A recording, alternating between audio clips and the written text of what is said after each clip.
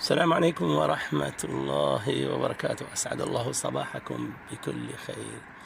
معنا قصة غاية في الروعة يحكيها أب عن ابنه. يقول: ابني تخرج من كندا وأتى هنا واشتغل في قطارات الرياض ووفقهم في عمله، ولكن طموحه كان كبير، يريد أن يحضر الماجستير.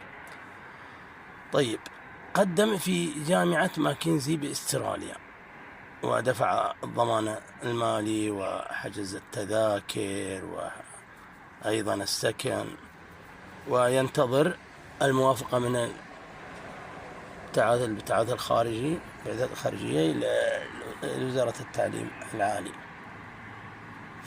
فيتفاجأ بأنه قدم إليه اعتذار. لماذا؟ قال: نحن المطلوب 60 بعثة وتقدمت إلينا 16,000. قال: رقم كم؟ قال 62.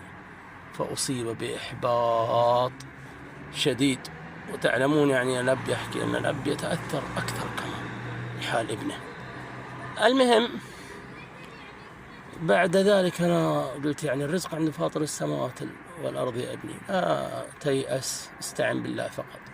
قل: أتت كورونا وقدم على أحد الجهات الحكومية، فقالوا لدينا برنامج، وبعد أسبوع حضر إليهم وقدموا إليه الأجهزة وقالوا: لا، عندك دراسة عن بعد. سبحان الله. ويتفاجأ بأنه قدم له دراسة في جامعة ماكنزي بأستراليا، فسجد لله شكرا. وهذا هو لب القصيد.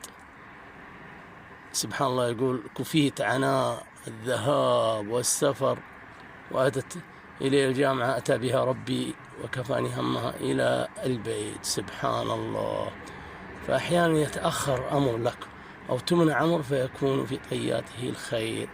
نعم، المحن تكون أحيانا في طياتها المنح. فلا تستعجل أمرك، فقط استعن بالله ويجعل الله لك الأمر خير. عسى أن تكرهوا شيئا وهو خير لكم، عسى أن تحبوا شيئا وهو شر لكم. هذا، وصلى الله وسلم على سيدنا محمد.